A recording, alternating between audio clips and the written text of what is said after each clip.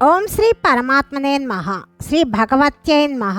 శ్రీమద్దేవి భాగవతము 12వ స్కందము 9వ అధ్యాయము. మొత్తం 12వ స్కందంలోని 10వ భాగం ఈరోజు మనం తెలుసుకుంటున్నాము. ముని ద్వారానే అంటే గౌతముని ద్వారానే వారందరినీ భరించి పోషించే ఏర్పాటు జరుగుతున్నది. కానీ వారిలో కొంతమంది కృతజ్ఞులైన బ్రాహ్మణులు గౌతముని ఈ ఉన్నతిని విని ఈర్ష్యతో దహించుకొని పోతున్నారు. వారి మనస్సులలో ద్వేషము నిండి ఉన్నది. ఏదో ఒక విధముగా అతనిని అపఖ్యాతి పాలు చెయ్యాలని వాళ్ళు ప్రయత్నిస్తున్నారు. అందుకు వారు గట్టిగా నిశ్చయించుకున్నారు. తరువాత కొన్ని దినముల తరువాత ధరాతలమునందు వర్షము కురుస్తున్నది. రాజేంద్ర, ఇప్పుడు అన్ని దేశములలో సుభిక్షమే నెలకొని ఉన్నది. దానిని విని ఆ బ్రాహ్మణులు ఒకచోట కూడి గౌతమునకు శాపమివ్వటానికి ఆలోచిస్తున్నారు. కాలుని మహిమను వర్ణించటానికి ఎవరితరము? రాజా, కృతజ్ఞులైన ఆ బ్రాహ్మణులు తమ మాయ చేత ఒక గోవును సృష్టించారు. దాని శరీరము బక్కచిక్కి ఉన్నది. అది మరణించటానికి సిద్ధముగా ఉన్నది. యజ్ఞమునకు సమయము సమీపించగా మునివరుడకు గౌతముడు యజ్ఞశాలయందు హవనము చేస్తున్నాడు. అదే క్షణమున ఆ గోవు అక్కడికి వచ్చింది. మునీంద్రుడు హూం హూం అని శబ్దముతో దానిని నివారించాడు. ఇంతలో ఆవు ప్రాణములు పోయాయి. బ్రాహ్మణులలో ఈ దుష్టుడైన గౌతముడు గోవును హత్య చేశాడని కోలాహలము వ్యాపించింది. మునివరుడైన గౌతముడు కూడా యజ్ఞము సమాప్తము కాగా ఆ గోవును గురించి ఎంతో ఆశ్చర్యమునకు లోనయ్యాడు. అతడు కళ్ళు మూసుకొని సమాధి స్థితుడై అందుకు కారణమును పరిశీలింపసాగాడు. ఇదంతా ఆ బ్రాహ్మణుల కుట్రయే అని అతనికి తెలిసిపోయింది. ప్రళయకాలమునందలి రుద్రునిలాగా అతని మనస్సులో క్రోధము అధికమయ్యింది. కనులు ఎరుపెక్కాయి. అతడు తన్ను ద్వేషించడి బ్రాహ్మణులకందరికీ ఈ విధముగా శాపమిచ్చాడు. ఓరి నీచులైన బ్రాహ్మణులారా, నేటి నుండి మీరు వేదమాతయగు గాయత్రి ధ్యానమునకు ఆ దేవి మంత్ర జపమునకు పూర్తిగా అనర్హులవుతారు. వేదములు, వేదోక్తములైన యజ్ఞములు, వేద కార్యకలాపములను నిర్వహించుటయందు మీరు పూర్తిగా అధికారమును కోల్పోతారు. శివోపాసన, శివమంత్ర జపము, శివ సంబంధమైన శాస్త్రములను అధ్యయనము చేయుటయందు కూడా అధములైన బ్రాహ్మణులకు మీరు పూర్తిగా అధికారమును పోగొట్టుకుంటారు. మూల ప్రకృతియగు భగవతి శ్రీదేవిని ధ్యానించుటయందు ఆమె కథాశ్రవణమునందు మీకెట్టి అధికారము ఉండదు. దానివలన మీరు శాశ్వతముగా అధమ శ్రేణికి చెందిన బ్రాహ్మణులుగా భావింపబడతారు. దేవి మంత్రము, దేవి యొక్క స్థానము, ఆ జనని యొక్క అనుష్ఠాన కర్మయందు మీరు అనధికారులవుతారు. అందువలన మీరు శాశ్వతముగా నీచులుగా తలంపబడతారు. దేవి ఉత్సవములను చూడడానికి, ఆమె నామమును కీర్తించుటయందు విముఖులైన కారణమున మీరు సదా నీచులుగానే ప్రవర్తిస్తారు. దేవి భక్తుల సమీపమున ఉండటానికి, దేవి భక్తులను ఆరాధించటానికి అర్హతను కోల్పోయి మీరు ఎల్లవేళలా నీచ బ్రాహ్మణుల శ్రేణికి చెందినవారవుతారు. భగవానుడకు శివుని ఉత్సవమును చూడటానికి, శివభక్తులను ఆరాధించటానికి మీరు అనర్హులవుతారు. దానివలన మీరు సదా నీచ బ్రాహ్మణులుగా పరిగణింపబడతారు.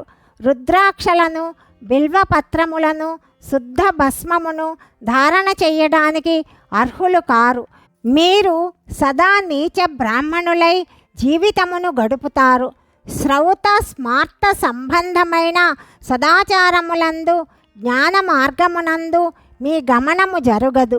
అందువలన సదా మీరు అధమ బ్రాహ్మణులుగా భావింపబడతారు. అద్వైత జ్ఞాననిష్ట, శమదమాది సాధనలయందు నిష్ఠలేక మీరు ఎల్లవేళలా భ్రష్టు పట్టిన బ్రాహ్మణులవుతారు. నిత్య కర్మాది అనుష్ఠానములకు అగ్నిహోత్రాది సాధనములకు కూడా మీరు దూరమవుతారు.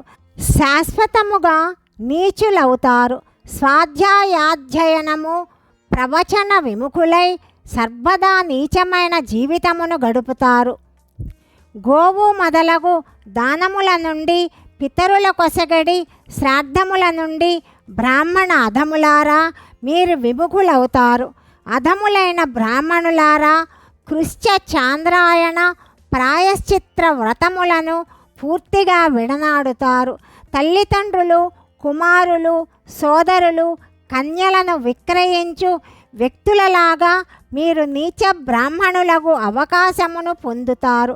నీచ బ్రాహ్మణులారా వేదములను విక్రయిస్తూ తీర్థములను ధర్మములను అమ్ముకొనడి నీచ వ్యక్తుల గతి మీకు పడుతుంది. మీ వంశమున జన్మించిన స్త్రీలు కానీ పురుషుడు కానీ నేనొసగిన శాపముతో దహించబడి మీలాగే ప్రవర్తిస్తారు. అధికముగా చెప్పి ప్రయోజనమేమున్నది?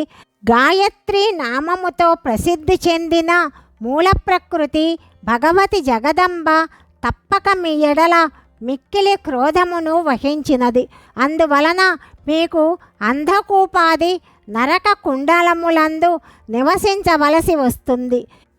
వ్యాస మహర్షి చెప్తున్నాడు, రాజా, ఈ వచనములతో వారిని శపించిన తరువాత గౌతముడు నీటితో ఆచమనమును చేశాడు.